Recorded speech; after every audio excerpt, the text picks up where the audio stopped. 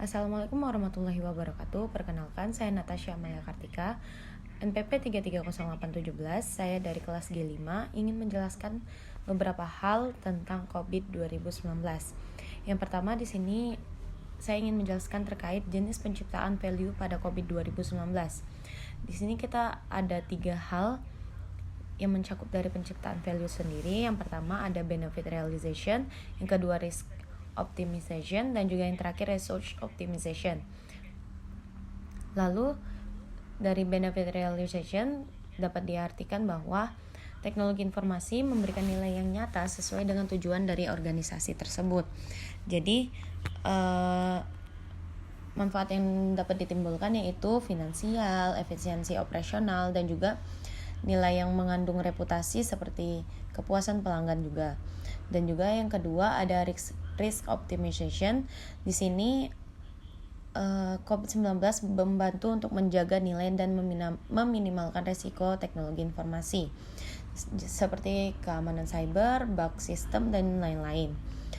Dan di sini adanya keseimbangan antara peluang dan juga ancaman membuat nilai yang ada tidak tergerus oleh resiko yang ada. Lalu yang terakhir ada research optimization yang berarti bahwa menggunakan semua aset yang ada di teknologi informasi seperti SDM, infrastruktur, aplikasi, data seminimal mungkin agar fokusnya dapat masuk ke dalam pengendalian biaya teknologi informasi dan juga otomatisasi dan juga penggunaan cloud. Itu bisa menjadi optimisasi sumber daya yang ada. Lalu selanjutnya yang kedua yaitu domain COVID Core pada COVID 2019. Di sini saya mengambil 5 domain. Yang pertama yaitu EDM, APO, BAI, DSS, dan juga yang terakhir ada MEA. Jadi yang pertama kita akan membahas tentang EDM atau Evaluate, Direct, and Monitor. Di sini berartikan bahwa evaluasi pilihan strategis, mengarahkan opsi yang dipilih, dan juga memantau hasil pencapaian strategi yang diinginkan. Bertujuan untuk menjamin bahwa teknologi informasi mendukung strategi bisnis secara optimal. Lalu yang kedua ada APO atau Align, Plan, and Organize. Di sini berartikan bahwa organisasi memiliki strategi dan juga aktivitas pendukung untuk informasi dan juga teknologinya yang bertujuan untuk menyelaraskan teknologi informasi dengan tujuan bisnis dan juga merancang fondasi pengelolaan yang kuat. Lalu yang ketiga ada build, acquire, and implement yang berartikan bahwa adanya definisi, akuisisi, dan implementasi solusi informasi dan juga teknologi yang bertujuan untuk memastikan solusi teknologi informasi yang ada dikembangkan dan juga diterapkan dengan efektif sesuai dengan kebutuhan bisnis yang ada. Yang keempat ada delivery, service, and support, yaitu penyampaian operasional dengan dukungan layanan informasi dan juga teknologi yang bertujuan untuk menyediakan dukungan dan juga layanan teknologi informasi yang andal dan juga responsif. Lalu yang terakhir ada monitor, evaluate, and assess, yang berarti bahwa pemantauan kinerja dan juga kesesuaian dari informasi dan teknologi yang ada. Lalu bertujuan untuk memberikan transparansi dan juga perbaikan berkelanjutan melalui evaluasi yang menyeluruh. Lalu yang ketiga ada 6 faktor desain COVID 2019 yang ingin saya jelaskan di sini. Yang pertama ada enterprise strategi atau strategi organisasi. Di sini yaitu memetakan strategi utama dari inovasi, biaya rendah, dan juga stabilisasi layanan sehingga tata kelola teknologi informasi bisa sejalan dan searah dengan bisnis yang diinginkan.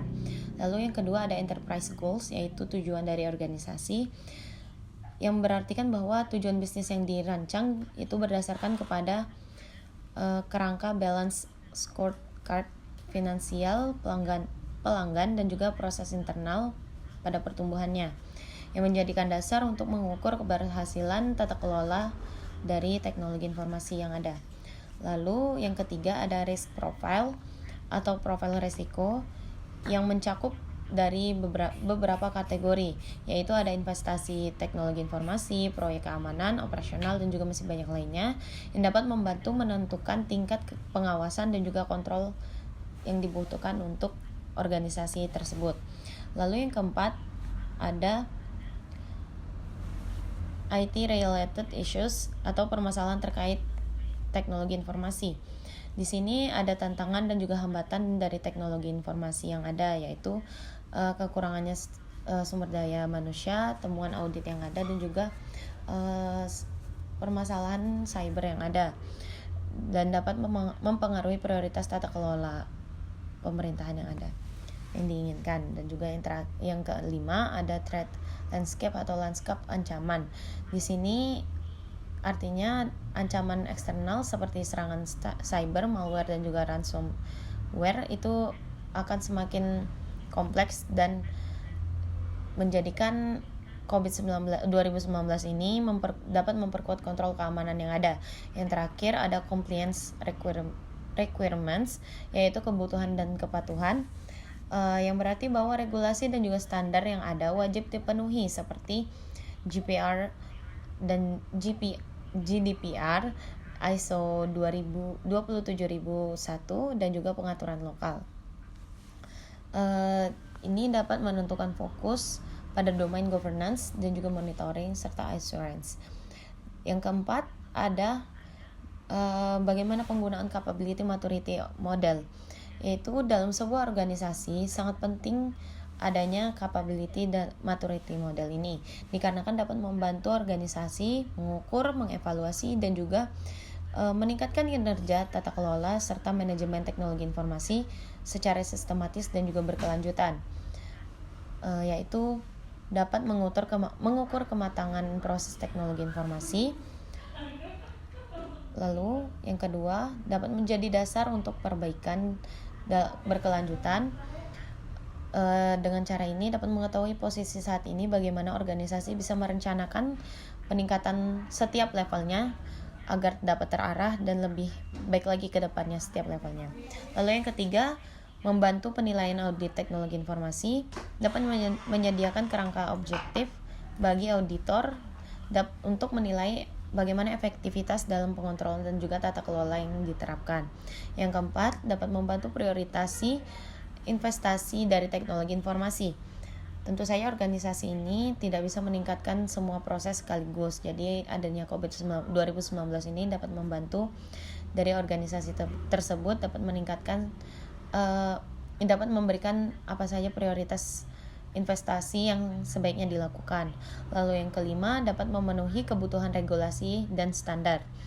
Jadi ada beberapa regulasi atau standar yang dari internasional yang seringnya mewajibkan adanya proses terdefinisi dan juga terkontrol dari organisasi.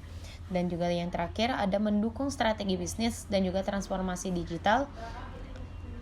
Tanpanya sistem pengukuran kematangan ini dapat menyebabkan bisa data-data yang ada digital yang ada bisa kehilangan arah. Lalu yang kelima ada alur dari audit TI dengan COVID 2019, yaitu ada perencanaan dan penentuan ruang lingkup yang berisi tentang penentuan tujuan audit, lalu ada pemilihan domain proses COVID yang sesuai dengan organisasi yang dibutuhkan. Lalu yang terakhir ada penggunaan desain faktor yang dapat mendekatkan ke portofolio audit yang dibutuhkan. Lalu yang kedua ada identifikasi dan penilaian risiko. Di sini dapat melakukan risk assessment untuk memetakan temuan-temuan dan juga membandingkan dengan residual risk guna agar memprioritaskan area audit yang ada. Lalu yang ketiga ada pengumpulan bukti dan juga evaluasi kontrol. Di sini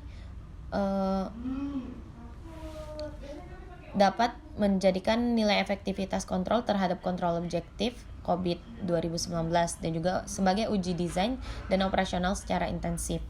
Lalu yang keempat ada analisis temuan dan juga rekomendasi. Di sini dapat menganalisis temuan-temuan yang ada terhadap resiko dan lain-lain, dan juga dapat merekomendasikan tindakan perbaikan termasuk remediation plans. Dan yang kelima ada penyusunan laporan audit, yaitu untuk pelaporan yang terdiri dari ringkasan eksekutif, ruang lingkup, dan juga metodologi, temuan, rekomendasi, dan juga respon manajemen.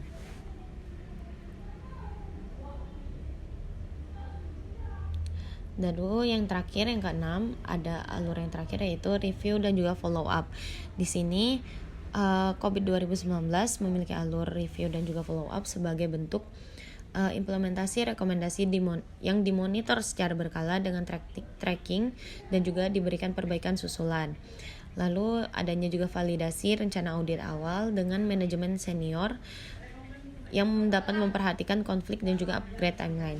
Sekian yang dapat saya sampaikan mengenai COVID 2019. Semoga yang saya sampaikan ini bisa berguna untuk kedepannya.